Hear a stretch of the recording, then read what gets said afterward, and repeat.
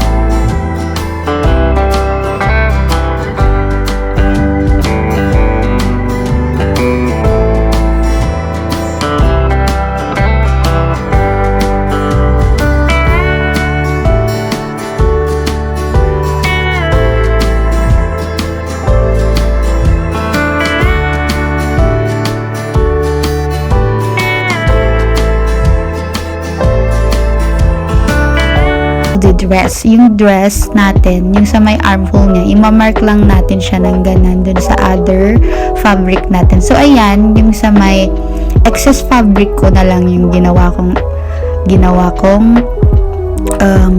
sleeves. So hindi na ako nag-cut. So ayan na yung ginamit ko set.